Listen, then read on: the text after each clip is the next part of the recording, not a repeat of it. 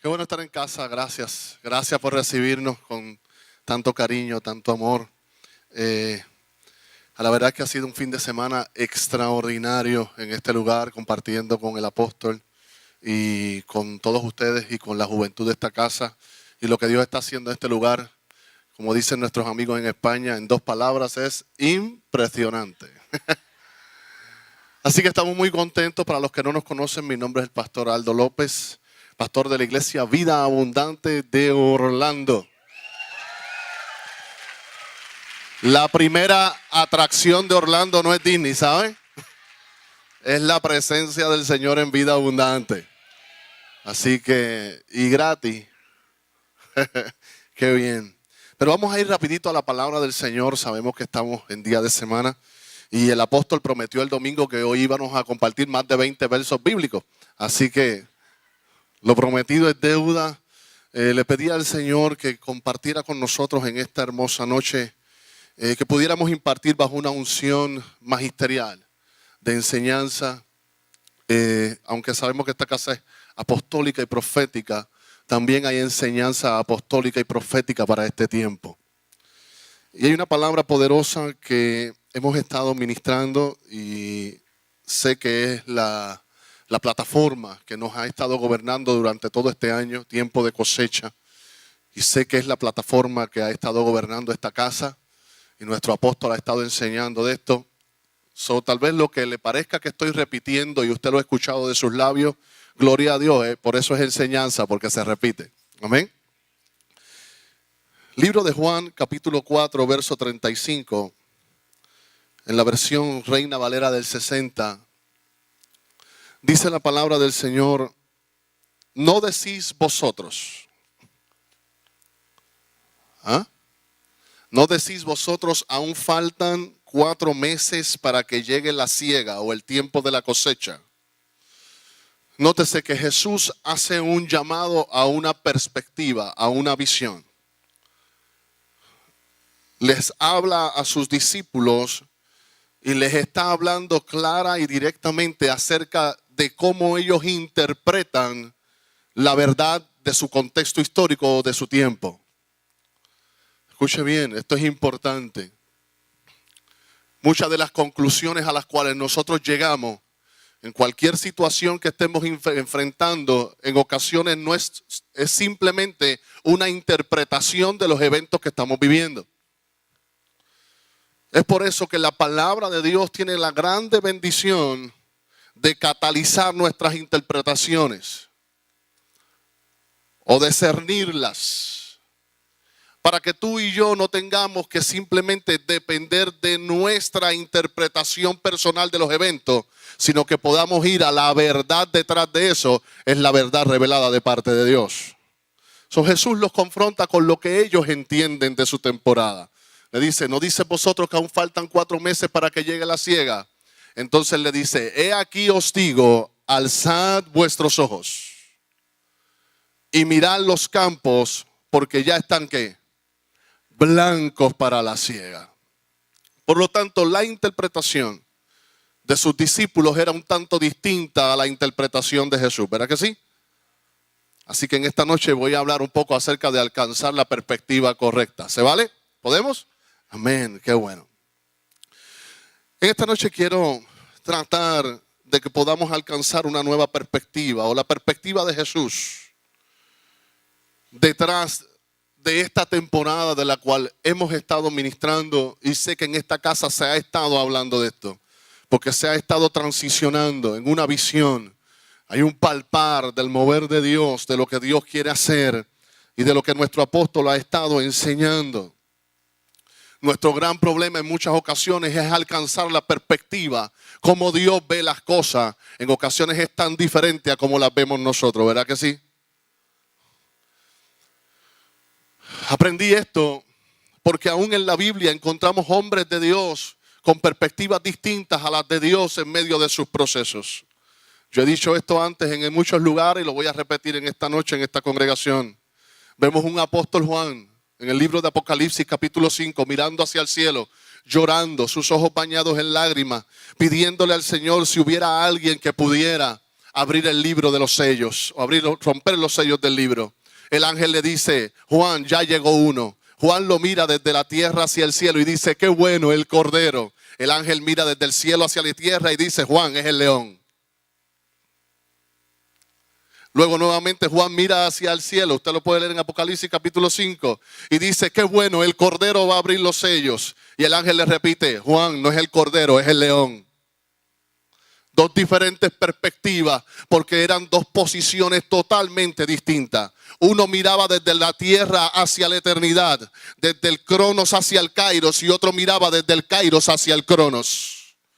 Y lo único que le estaba diciendo el ángel a Juan es: Juan ya no es el cordero, él ahora es el león. Y eso es importante entenderlo.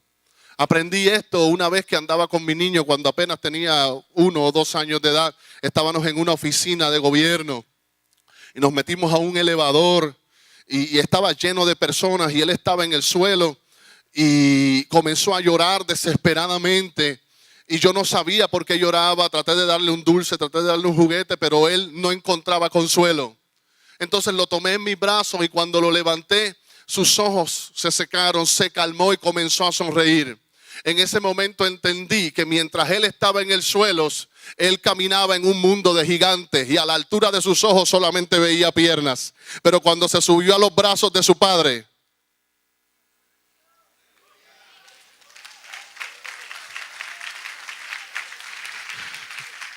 cuando se subió a los brazos de su padre y alcanzó la perspectiva desde la cual el padre miraba, entendió que aquellos no eran gigantes. En los brazos de su padre, digo, en aquel momento, ¿verdad? Yo soy un poquito alto. En los brazos de su padre, él se veía mucho más grande que todo lo que le rodeaba.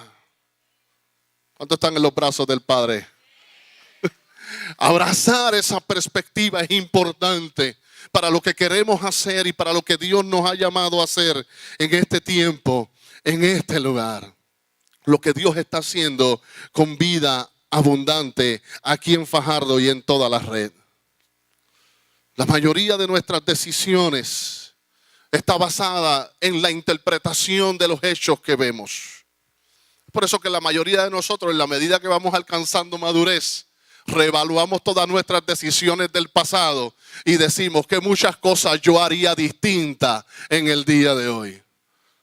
¿O soy yo el único que me he tropezado alguna vez? ¿Habrá alguien aquí que haya dicho: qué bueno, todavía quedan seres humanos aquí en Fajardo?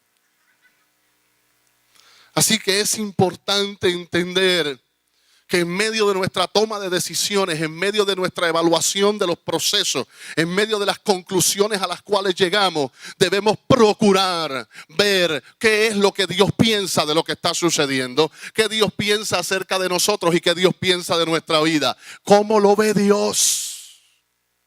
Abrazar su perspectiva. Oiga esto, qué interesante. Cuando leemos capítulo 9, en el verso 35 y 38 del libro de Mateo, Jesús nos muestra un poco de cómo Él ve las cosas.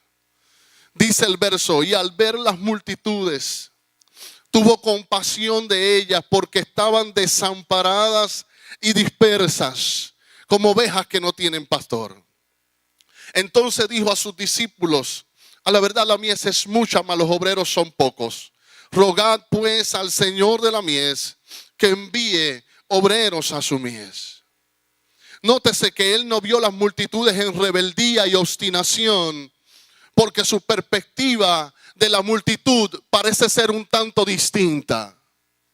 Él ve a la multitud de forma distinta porque su evaluación no nace de las conductas y los comportamientos, sino que su evaluación nace del amor y de la pasión que hay en él por las almas que se están perdiendo. Así que Jesús no ve en la crisis de pecado de la humanidad un problema que él tiene que resolver, sino una oportunidad que Dios le ha dado para salvar a alguien más. Por eso es que la Biblia dice que donde abunda el pecado, sobreabunda ¿qué? La gracia. Son en la medida en que la crisis social se avecina sobre nuestro país, en la medida en que se acrecienta la crisis de salud mental y emocional sobre nuestro país, aquellos segadores sabios e inteligentes que abrazan la perspectiva divina entienden que el fruto, lejos de estar verde, está más maduro que nunca. Voy de nuevo.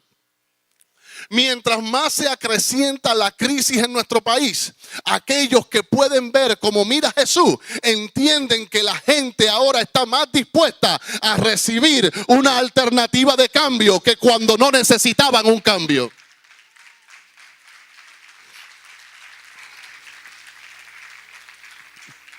Oh, this is so good. Así que cuando uno entiende el corazón del Señor de la mies, de Jesús, lo próximo es entender la visión del Señor de la mies. Oiga lo que dice Lucas capítulo 10, verso 1 y 2. ¿Cuántos versos bíblicos llevo ya? Ok, vamos a ver si llegamos a 20. Oiga lo que dice esto. Leímos primero Mateo y encontramos a Jesús hablándole a sus discípulos y le está diciendo, ¿verdad?, que la mies es mucha y los obreros son ¿qué? Son pocos. Ahora, cuando vamos al libro de Lucas, esto es un poco más adelante, encontramos a Jesús haciendo algo distinto. Dice, después de estas cosas, designó el Señor ya no solamente a los 12 discípulos, sino que a 70 más, a quienes envió de dos en dos, delante de él, a toda ciudad y lugar a donde él había de ¿qué? De ir. Es poderoso entender que Jesús enviara agentes representativos que establecieran en un lugar una atmósfera antes de que Él llegara.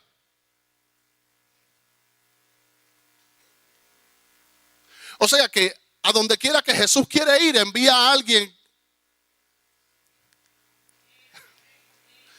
Todavía no. Oiga esto, próximo verso.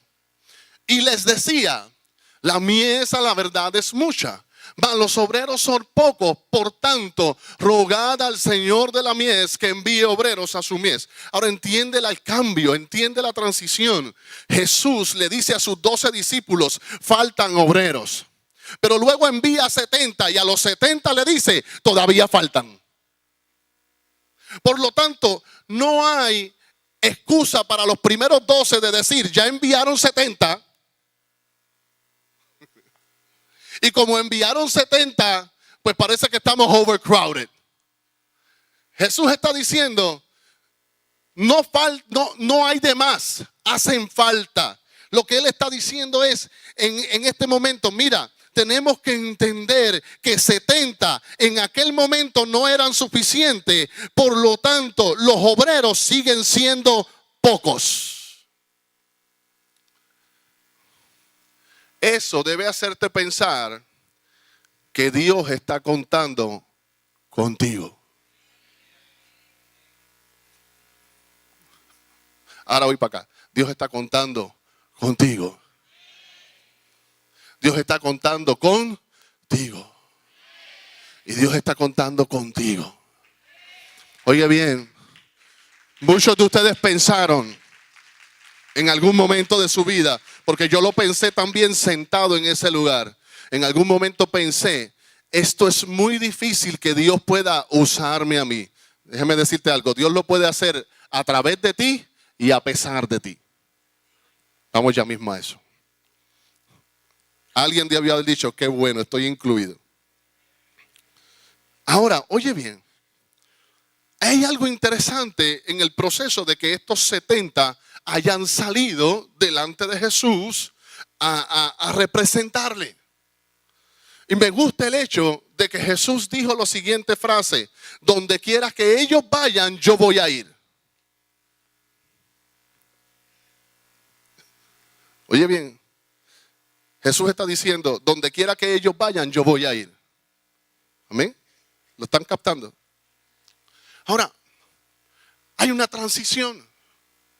Jesús hace algo con estos 70 que cuando lo leemos con detenimiento, entendemos cómo es que de momento se suman, de 12 discípulos a 70 que pueden salir a representar a Jesús. Y es que hay un proceso de transición que coloca a estos 70 en una perspectiva correcta para salir a cosechar la mies que Dios ha determinado que está preparada. Mire lo que dice Lucas capítulo 9, versos 57 al 62.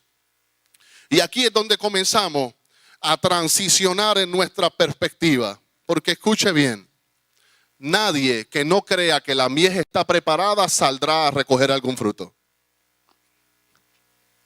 Si usted no lo cree, usted no va a salir. Así que usted necesita poder, ¿qué? Ver el fruto. Nótese que Jesús le dice a sus discípulos, alzad los ojos. Porque hasta que usted no puede ver el fruto, usted no va a salir a recoger el fruto. Este es el proceso de alzar los ojos. Miren cómo va esta transición. Lucas capítulo 9, versos 57 y 58. Jesús revela las 3 dimensiones en las cuales tenemos que transicionar para poder entender el corazón del Señor que anhela por obreros para buscar esa mies que está preparada. Yendo ellos, uno le dijo en el camino, Señor, te seguiré a donde quiera que vayas. Y le dijo Jesús, las zorras tienen guaridas y las aves de los cielos nidos, mas el Hijo del Hombre no tiene dónde recostar la cabeza. Escuche bien, parece que este hombre está hablando de un tema y Jesús está hablando de otro totalmente distinto. Él le dice, yo te seguiré a donde quiera que tú vayas. Y Jesús le dice, yo no tengo dónde recostar mi cabeza. Y usted podría pensar que Jesús le está diciendo, no cuentes con que yo tengo un salario para ti porque yo no tengo dónde dormir. Pero no es de eso que se trata. En esta casa yo puedo ministrar esto libremente porque el apóstol lo ha enseñado. Jesús no está hablando de que no tiene una casa donde dormir. Él está hablando de que él, por ser la cabeza de la iglesia, todavía no tiene un cuerpo donde descansar su cabeza. Pero escuche bien, Jesús también le está enseñando algo claramente a este hombre. Le está diciendo, tienes que primeramente transicionar en un nivel de pensamiento. Si me vas a seguir, el único lugar que tengo para ti es el de cuerpo. El de cabeza ya está ocupado.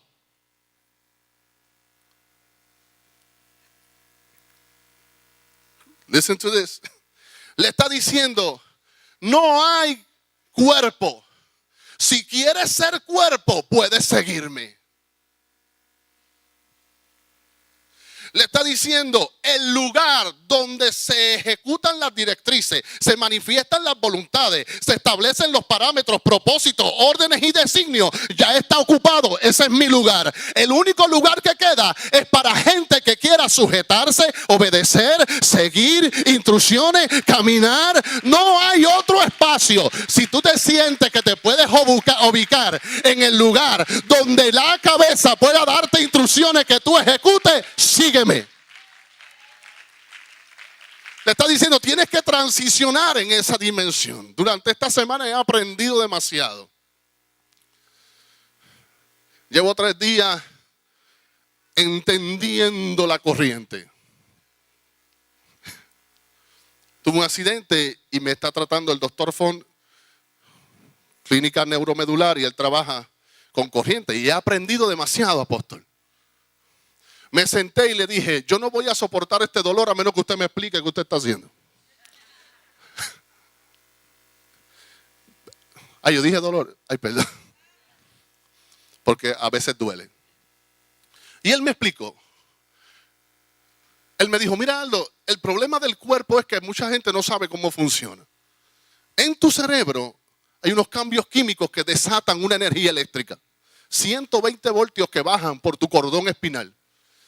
Esa corriente va a todos tus órganos. Y esa corriente activa en esos órganos sus funciones, sus propósitos vitales. Esos órganos, cuando responden y ejecutan su función, envían nuevamente esa corriente al cerebro con una respuesta. Eso le llamamos un circuito. Cuando hay algo que daña el órgano y este deja de ejecutar como debe, Entonces en ese momento se forma un bloqueo. Yo estoy casi que yo puedo dar la clínica aquella. Entonces se forma un bloqueo. Y yo le dije, ¿eso quiere decir que el cerebro deja de emitir corriente? Y me dijo, no, el cerebro nunca deja de emitir su energía. Las instrucciones de la cabeza nunca se van a detener.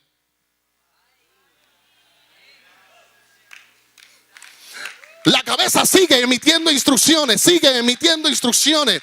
Y yo le dije, ¿y qué pasa? Y me dice, como el órgano no responde, entonces siente dolor.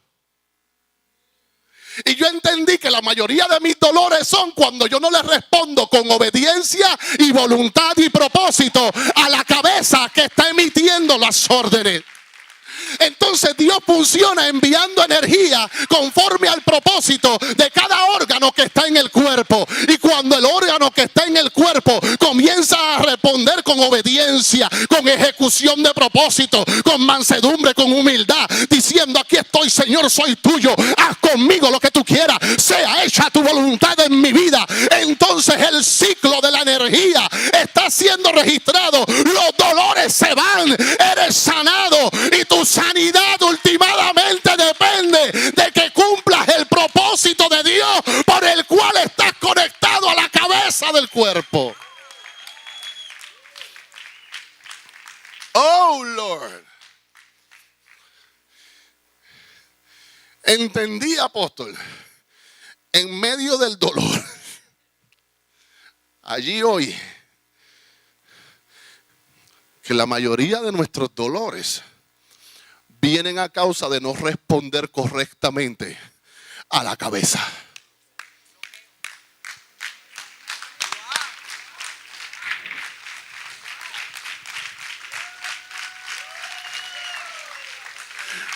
Pero también me dijo el doctor que cuando se va el bloqueo, voy de nuevo, él me decía, cuando se va el bloqueo, la sanidad es prácticamente instantánea.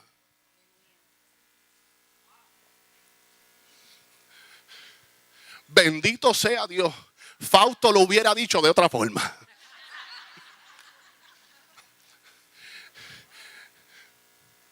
Lo único que necesitamos hacer es obedecer. Caminar en el propósito. Caminar en su perfecta voluntad. Y en la medida que hacemos eso, la sanidad es simplemente inevitable. No hay quien la pare. No puede dejar de suceder.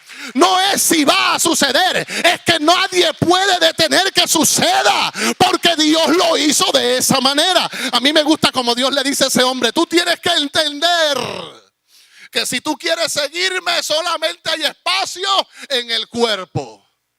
Tú quieres ser uña, quieres ser dedo gordo, hay espacio en el cuerpo. Pero el lugar de la cabeza ya está ocupado. Él es la cabeza del cuerpo. ¿Puedes adorarlo?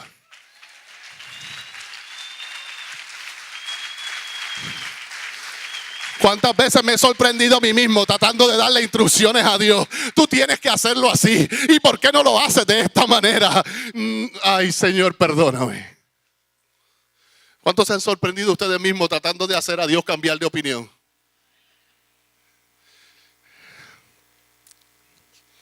Qué lindo es el Señor. El segundo nivel de transición, 60, ahí te va. Es un lenguaje apostólico, el apóstol y yo lo sabemos. Nótese que el segundo hombre que está en el proceso de entrar en el grupo de los 70, le dice a Jesús, ahí en Lucas capítulo 9, versos 59 al 60, antes de enviarlo, el Señor le dijo, sígueme. Y dijo a otro, sígueme. Y él le dijo, Señor, déjame que primero vaya y entierre a mi padre.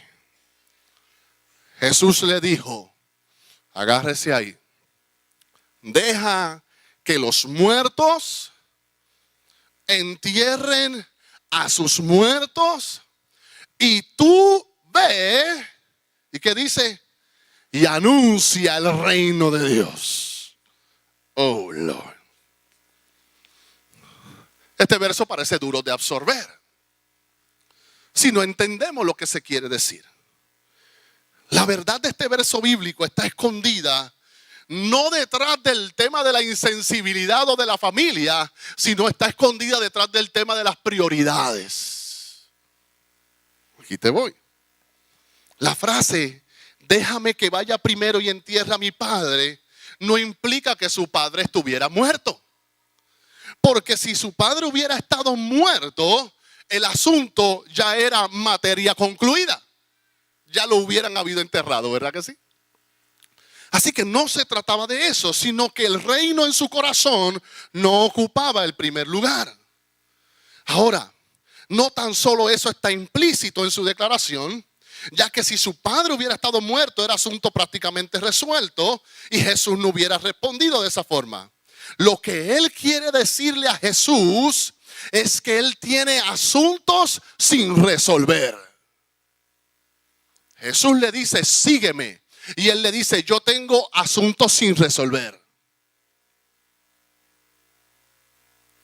Issues de muerte le llama a él. Oye bien, cosas que enterrar, deudas que pagar, asuntos pendientes de su antigua vida. La respuesta de Cristo es enfática y firme, no porque Jesús sea insensible a la necesidad de un hombre, sino porque Jesús le está hablando una verdad espiritual profunda que nos liberta y tiene el poder para cambiar nuestras prioridades a los que hemos nacido de nuevo. Mira cómo Pablo lo establece para que usted pueda tener un poco de mayor revelación sobre esto. Efesios capítulo 2, verso 1 al 7, en la Nueva Versión Internacional, si me pueden ayudar allí. Mire lo que dice Pablo. Él dice, en otro tiempo ustedes estaban muertos en sus transgresiones y pecados, en los cuales andaban conforme a los poderes de este mundo. Se conducían según el que gobierna las tinieblas, según el espíritu que ahora ejerce su poder en los que viven en la desobediencia. En ese tiempo también todos nosotros vivíamos como ellos, impulsados por nuestros deseos pecaminosos, siguiendo nuestra propia voluntad y nuestros propósitos. Como los demás, éramos por naturaleza objeto de la ira de Dios. Pero Dios, que es rico en misericordia, por su gran amor por nosotros, nos dio vida con Cristo, aun cuando estábamos muertos en pecado. Por gracia ustedes han sido salvados. Y en unión con Cristo Jesús, Dios nos resucitó. Nos hizo sentar en las regiones celestiales con un propósito, para mostrar en los tiempos venideros la incomparable riqueza de su gracia, que por su bondad derramó sobre nosotros en Cristo Jesús. Esto es lo que Jesús le está diciendo. Entra en esta segunda dimensión. Jesús le dijo, deja que los muertos se ocupen de las cosas de muertos, deseos pecaminosos, voluntad humana y propósitos personales. Le dijo, y tú que estás vivo, ocúpate de las cosas de los vivos, mostrar en los tiempos venideros la gracia de Dios. Escúcheme bien, Jesús le estaba diciendo a este hombre, tú te estás entreteniendo con issues de muerte. Le dice, ¿tú quieres seguirme? Entonces, si me sigues, yo te daré vida. Y como te voy a dar vida, ya tú no podrás responder como responden los muertos. Y Pablo lo explica. Pablo dice, antes estábamos muertos en nuestros deseos, en nuestros delitos, siguiendo nuestra propia voluntad. En la medida que usted busca seguir su propia voluntad, usted se está deteniendo en issues de muerte. En la medida que usted entiende que usted resucitó, el único objetivo del resucitado, dice Pablo, es manifestar la gracia de Dios. Así que en la medida, Jesús le está diciendo, en que tú quieras seguirme, quiero decirte que no puedes entretenerte con issues de muerte en tu vida. Le dijo, ¿tú sabes por qué? Porque tú estás vivo.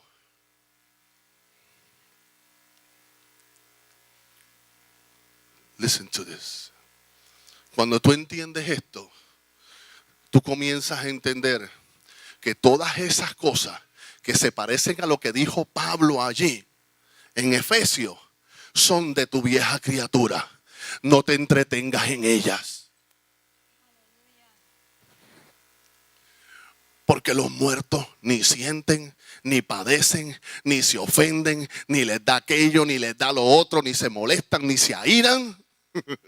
Y los resucitados en Dios tienen un solo propósito: manifestar la gloria de Dios. Listen to this. En la medida en que tú entiendes este nivel de revelación, tú empiezas a ver las otras cosas de la vida que mencionó Pablo. Esos deseos, tú empiezas a verlos como cosas que no te pertenecen. Porque tú sabes que fuiste resucitado. Y cuando fuiste resucitado se te dio un objetivo. ¿Cuál? Manifestar la vida que está escondida en Cristo Jesús. Esto es poderoso. Porque para Dios, los vivos, lo único que hacen es manifestar su gracia.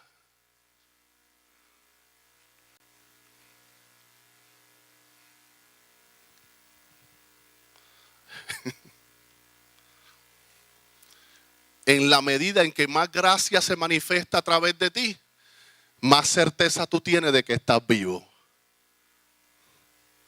Todo lo demás son issues de muerte.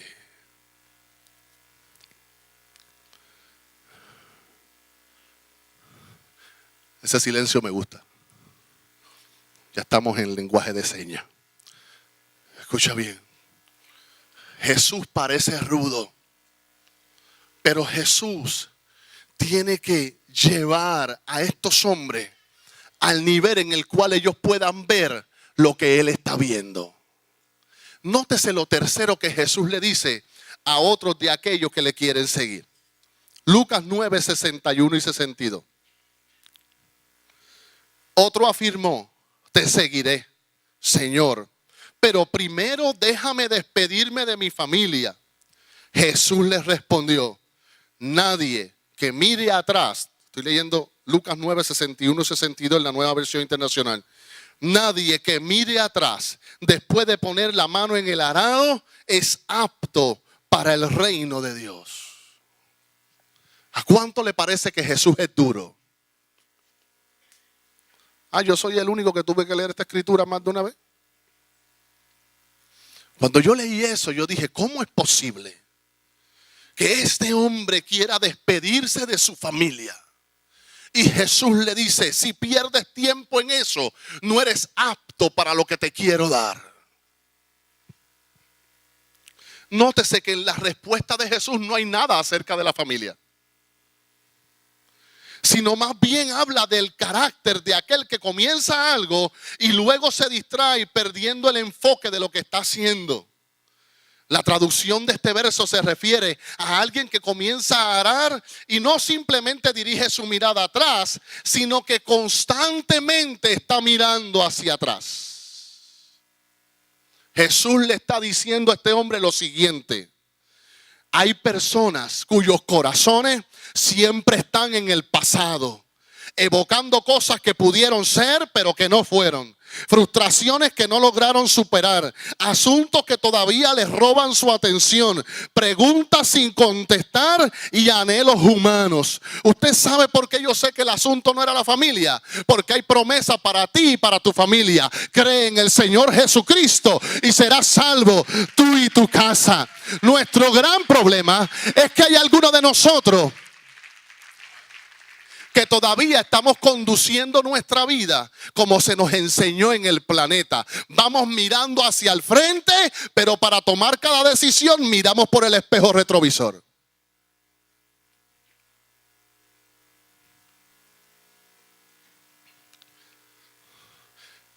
Yo iba conduciendo esta semana en Puerto Rico, lo cual puede ser un poco estresante para aquellos que ya no vivimos aquí.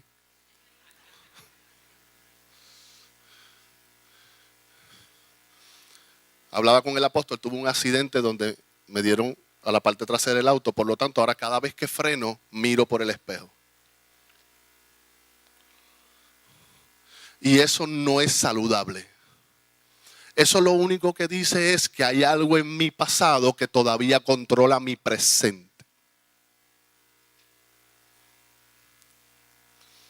Cuando vamos conduciendo, vamos mirando hacia el frente y tenemos un espejo grande, pero todas nuestras decisiones son condicionadas por los espejos pequeños. Y si tú quieres conducir así tu vida, lo único que dice es que estás viviendo por vista y no por fe.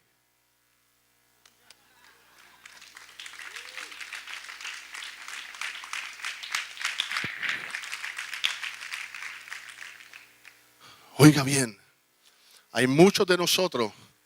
¿Por qué Jesús le dice a este hombre, no mires hacia atrás?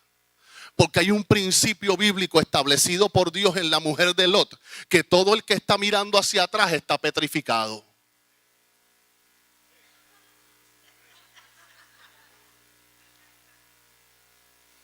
Oye bien, eso lo único que quiere decir es que si tú no estás avanzando en tu vida hoy, hacia el propósito perfecto de Dios, hacia la voluntad de la libertad que Dios quiere darte, que solamente quiere decir que hace tiempo quitaste tu mirada del blanco de la soberana vocación y la pusiste atrás en tu pasado, por eso no te puedes mover. Pero escucha bien, el ejercicio es sencillo. El ejercicio es: vuelve y alza tu mirada y ponla en el blanco de la soberana vocación. La Biblia dice: poner la mira en las cosas de arriba y no en las de la tierra. Poner la mira en las cosas donde está Dios. Y cuando tú pones tu mirada hacia el frente, eso te garantiza que vas a comenzar a moverte. Hay gente que lo único que tiene que hacer es que alguien le suelte el cuello y vuelva y mire al blanco de la soberana vocación para poner su vida en adelante, avanzar. Toca a alguien así al lado y hazle: mira hacia el frente.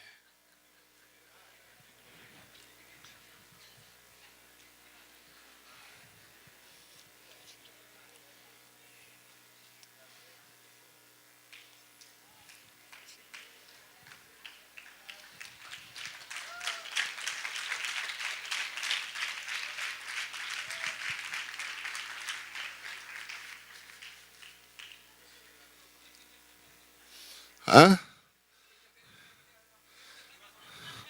Esto es una ofrenda profética. Ven acá, cógele el tamaño para que, de este ancho. Oíste, proféticamente. No pueden ser todos de uno, oíste. Cuando hagas el junte. Ok, está bien. Listen to this.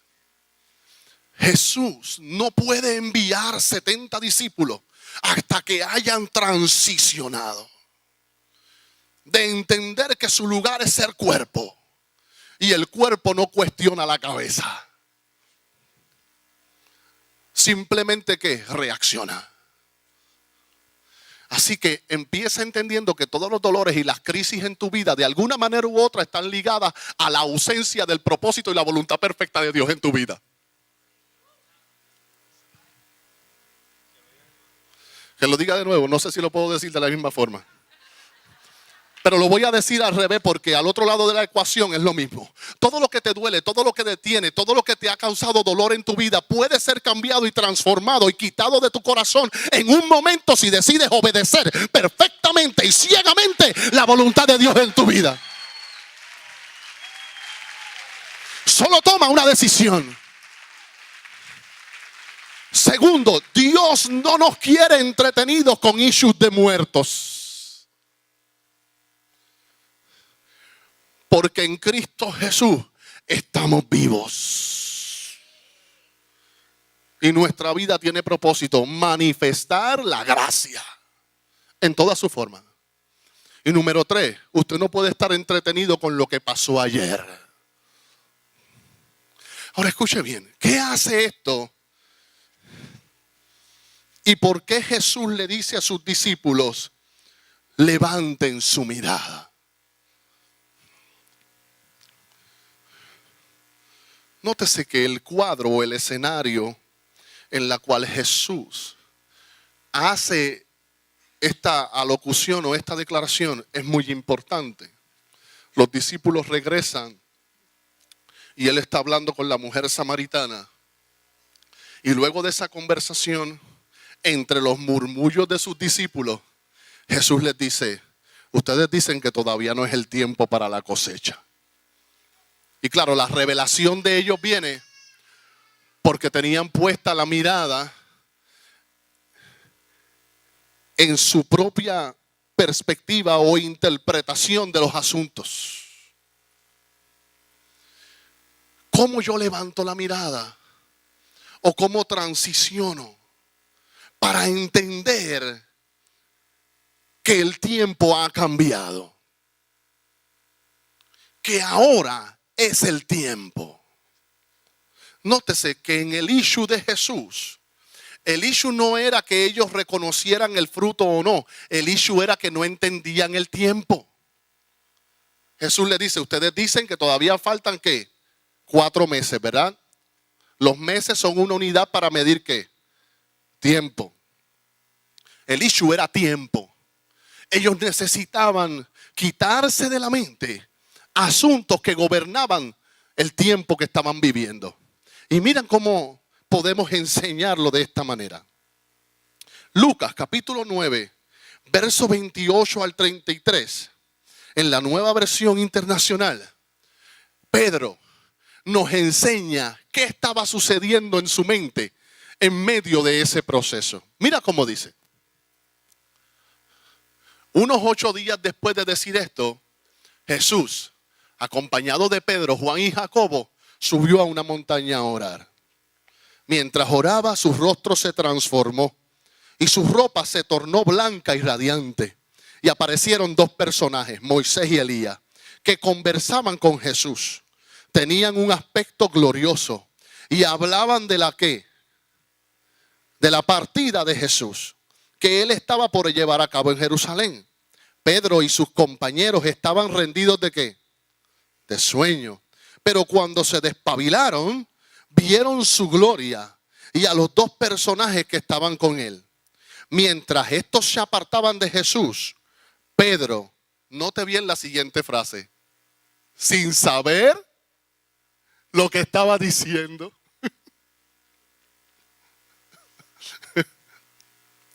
Pedro, sin saber lo que estaba diciendo, propuso: maestro, qué bien que estemos aquí. Este culto de vida abundante Fajardo, con las luces, cielo negro que parece que va a llover y todo eso. La música. Qué chévere está todo esto. Qué bien que estemos aquí. Todo el que dijo amén no sabe lo que está diciendo. Porque Pedro está diciendo esa frase totalmente equivocado. Sin saber lo que está diciendo, dice: qué bien que estemos aquí. Están los predicadores aquí que eso hace orilla. Podemos levantar 3 albergues. En otra versión dice 3 enramadas. Una para ti, otro para Moisés y otro para ¿quién? Para Elías. Qué chévere. Lo primero que debemos notar es que Pedro no sabía lo que estaba diciendo. Observe lo que vio Pedro y cómo lo interpretó.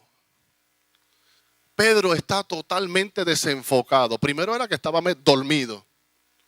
Despierta despabilado. Eso dice ahí, despabilado, despierta. Ve aquella gloria y comienza a interpretar equivocadamente. Ahora Pedro quiere quedarse en el lugar de donde Jesús se va.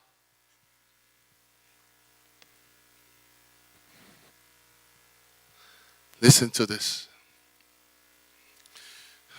Oiga cómo comenzó la travesía. Y quiero decir esto porque somos iglesia de Jesucristo y esta casa es una casa apostólica. El asunto empieza con ellos acompañando a Jesús al monte a orar. Cuando llega al monte y están orando, comienza a ver una gloria. Y Pedro interpreta que el propósito de orar era ver la gloria.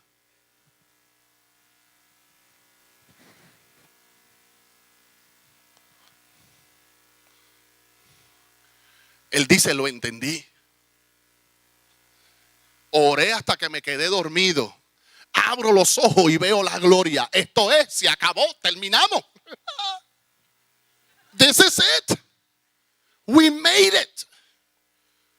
Estoy en el clímax de mi vida espiritual. Estoy en el nivel más alto. Ya no tengo que hacer nada más.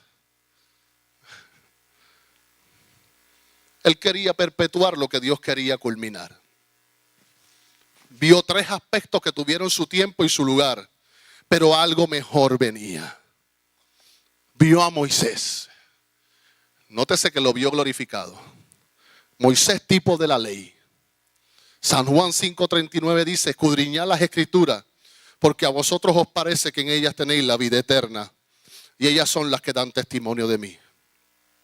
Oiga bien lo que le voy a decir, y no es que las escrituras perdieron su lugar de importancia en nuestra vida. Es que la letra mata y el espíritu vivifica. Y para esta casa ya llegó el tiempo de que no nos sirve de mucho tener mucha información si no la sabemos poner en práctica. Mira lo que está pasando.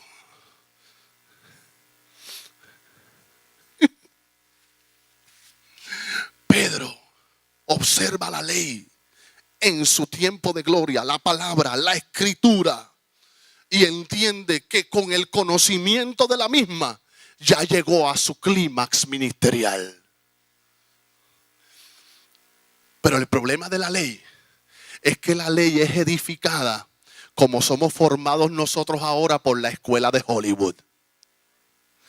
Nosotros tenemos un gran problema y es que no sabemos diferenciar entre lo sobrenatural y la ciencia ficción. Ahí te va la revelación. Siempre que vemos lo sobrenatural, se nos queda grabado aquí atrás que dice en las películas cuando se termina, no trate esto en su casa.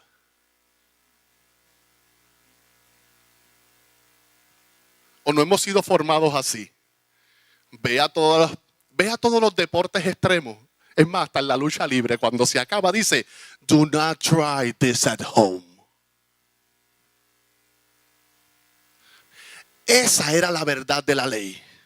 Era la gloria de uno que subía al monte y de los demás que esperaban sin hacer absolutamente nada. Moisés, habla tú con Dios y háblanos a nosotros. Y Jesús le estaba diciendo, yo no me crié en Hollywood, ni lo que estoy haciendo es ciencia ficción. Por lo tanto, mi intención es que tú trates esto en tu casa, que cuando salgas de aquí y bajes al monte, el que ponga las manos sobre los enfermos seas tú. El que se atreva a caminar sobre las aguas, Pedro, seas tú. El que se atreva a predicar el evangelio, Pedro, seas tú. Pero en este tiempo, siglo XXI, cada vez que nos ponen esos deportes extremos, nos dice, no te atrevas a tratar esto en tu casa. Esto solamente lo hacen los expertos y nos están robando de la impartición sobrenatural de cuando Cristo dijo, lo que yo hago, mayores cosas harán ustedes, porque yo voy al Padre.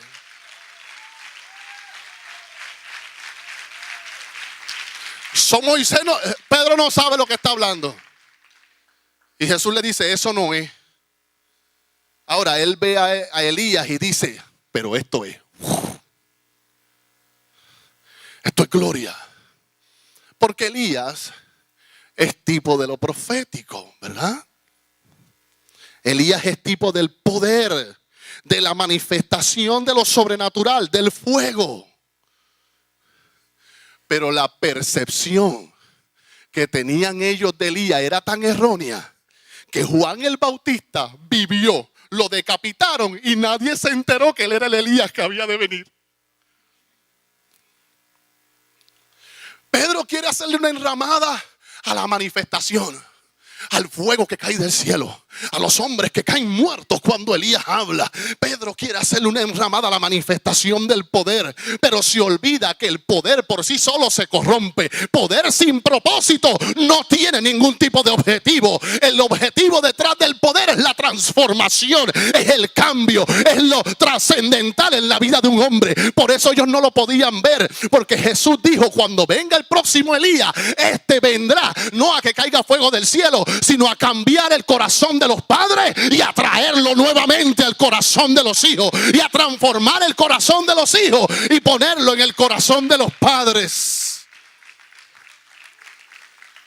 La respuesta para Pedro tampoco era ver fuegos artificiales. Lo que Jesús quería iba mucho más allá. Era transformación.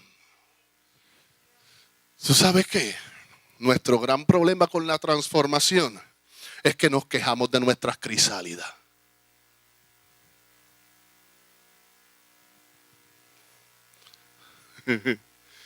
Y decimos: Señor, quiero poder, poder, poder. Y cuando el poder llega y comienza a rodearnos con la crisálida de nuestra metamorfosis personal y nos sentimos encerrados, nadie nos puede ver. El pastor no nos llama porque él no se puede meter en tu crisálida, porque si abre tu crisálida te atrofia la sala. Entonces esa es la gloria de Elías que a nosotros se nos hace difícil aceptar.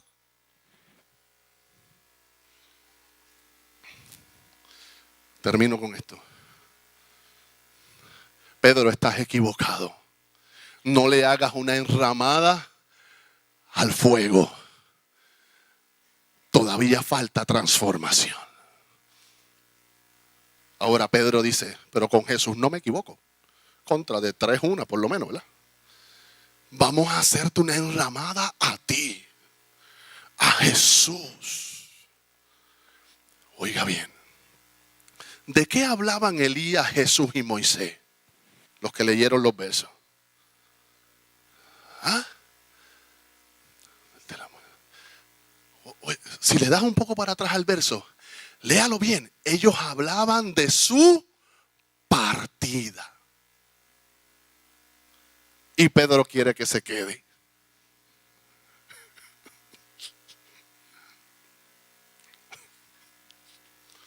Oiga bien.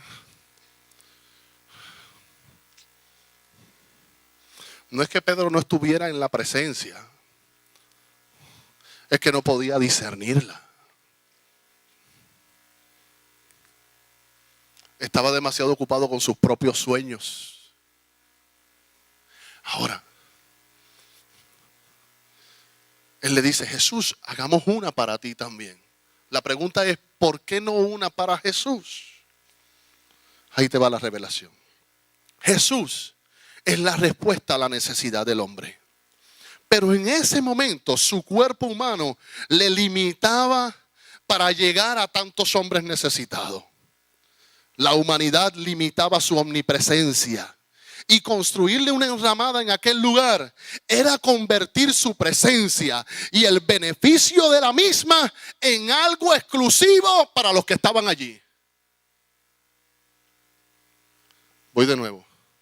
Hacerle una enramada a Jesús era convertir su presencia y el beneficio de la misma en algo exclusivo solamente para los que se reúnen en el culto. Para los que llegan, para los que entran por ahí a la puerta. Disfrutemos de Jesús, decía Pedro, pero no lo compartamos. Oye bien, Jesús mismo había dicho: pero yo os digo la verdad, os conviene que yo me vaya, porque si no me fuera, el Consolador no vendría a vosotros, mas si me fuere, os lo enviaré. Pedro no había entendido el propósito del por qué él estaba allí. El propósito era convertirlo. Escucha bien, enderezate.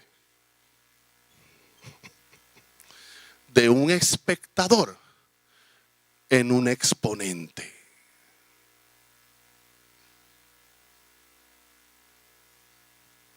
De un espectador en un exponente. El Espíritu Santo en cada uno de nosotros. Cristo le dice, es mejor que me vaya, porque cuando yo llegue al lugar correcto, ya no voy a estar en esta montaña. Ahora va a ser Cristo en Cuyo. Cristo en Mirna. Cristo en Carlos. Cristo en María. Cristo en Galdi. Cristo en Pizarro. Y donde quiera que vaya Galdi, donde quiera que vaya Dalila, donde quiera que vaya Pizarro, donde quiera que vaya Carlos, Cristo va. Y la gloria que con él se manifiesta va a donde quiera que van ellos. Ya no es la gloria en el monte. Ahora es la gloria en mi trabajo.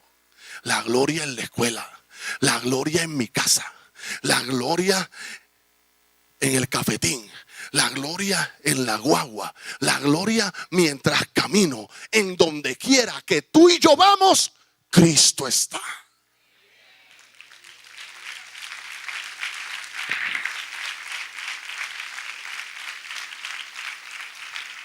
Se acabaron las llamadas al pastor.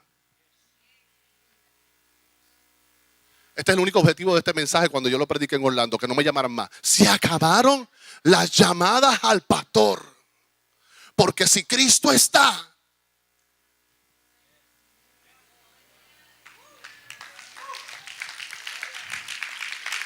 si Cristo está, Él es quien lo llena todo en todo. Entonces Cristo en mí, yo en Él. Ay, qué triste me siento. Ahora mismo, esta es la nueva unción de este tiempo. Ore usted por usted mismo. Y va a llegar el momento donde tú te vas a poner la mano y tú mismo te caes. Practícalo, ponte la mano, tú mismo te caes y vas a decir que unción más poderosa tengo. Porque es Cristo en ti. Escúcheme bien lo que le voy a decir y con esto culmino. Había un gran problema. Para abrazar esa perspectiva, para poder ver cómo Jesús miraba, hacía falta una cruz. Jesús se estaba despidiendo de la ley y le estaba diciendo a Elías, Elías, mira, ahora todos ellos van a recibir lo que tú tenías, pero tengo que ir a la cruz. Escúcheme bien.